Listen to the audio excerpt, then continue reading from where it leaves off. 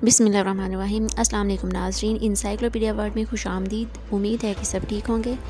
नाज़रीन, आखिर टिकटॉक को बैन कर दिया गया। ऐसी ऐप जिसने हर तरफ वल्गैरिटी फैलाई हुई थी और कोई करने को अच्छा कंटेंट नहीं था सिवाय चंद लोगों के। बाकी सब जो है वो आकर अजीब हरकतें करते थे।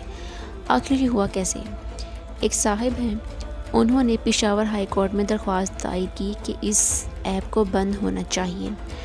फिर हाई कोर्ट ने इस पर जो है तहकीकात की और जब उनको पता चला कि इसमें एक ऐसा कंटेंट मौजूद है जो कि हमारी जनरेशन को ख़राब कर रहा है, हमारी जनरेशन उल्टे सीधे काम कर रही है, तो आखिर उन्होंने फ़ैसला कर लिया कि टिकटॉक को बैन कर दिया जाए।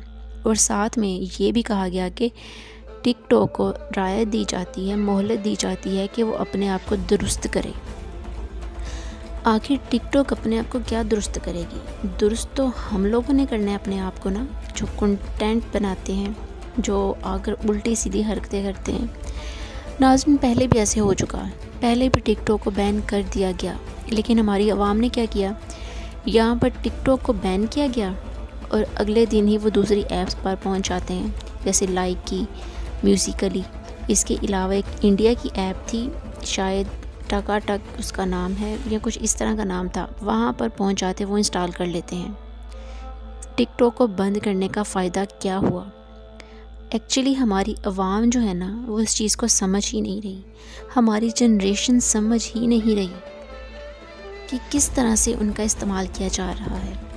आप आज टिकटॉक बैन करेंगे, कल को सारी आवाम जो है दूसरी ऐप पे चली जाएगी, अब फिर दूसरी ऐप बंद करेंगे, वो तीसरी ऐप पे चली जाएगी। यानी कि हमें ऐप को बैन करने की या बंद करने की ज़रूरत नहीं, हमें खुद को बदलने की ज़रूरत है, जो कि हम बदल नहीं रहे। और टिकटॉक पे जो बेहयाई का सामान और अड्डा मौजूद था, हर अवा तवा आके ऐसी वीडियो बना रहा है जिसका कोई सर है ना पाँव, और लड़कियां सरेआम आके डांस कर रही हैं, और जो कभी नज़र भी नहीं आती थी, घरों के अंदर महदूद होती थी, वो भी बाहर आ गई।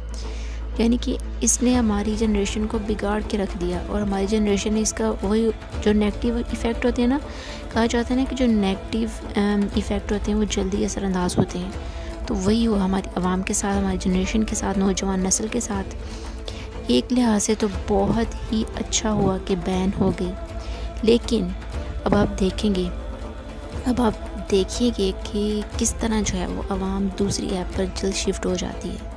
चंद दिनों बाद आप कोई दूसरी ऐप देख लेंगे, जैसे कि स्नैक वीडियो की आजकल बड़ी ही वो कमर्शियल आ रही थी, तो सारी आवाम वहाँ शिफ्ट हो जाएगी। यानी कि हम चाहते क्या हैं? हमने खुद को नहीं बदलना क्या? अपना टाइम, अपना टैलेंट वेस्ट कर रहे हैं सिवाय चंद लोगों के। बाकी सारे टिकटॉक पर आकर क्या करते हैं? उल्टी सीधी हरकतें। नाज़रीन, मसला ये है कि हम लोग खुद को बदलना ही नहीं चाहते। जनरेशन, हमारी नौजवान नस्ल इसीलिए तबाह हो रही है।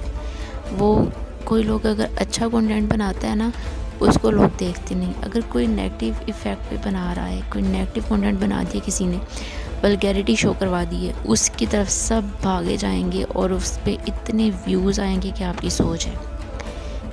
कसूर क्या है? कसूर हमारा, हमारी जनरेशन जो खुद को बदलना ही नहीं चाहती। तो इसको देखते हैं कब तक बैन किया जाता है, और ये बैन ही रहे। और मेरा तो दिल चाहता है इस तरह की जितनी भी ऐप्स हैं ना, लाइकी, म्यूज़िकली, वो सारी की सारी बैन कर दें, कोई ऑप्शन ही ना बचे इनके पास। तो होप्स देखते हैं कि कब तक बैन होता है। फीडबैक लाजमी दीजिएगा। अल्लाह ताला हम सबका में नासिर हो। अल्लाह हाफ़िज़।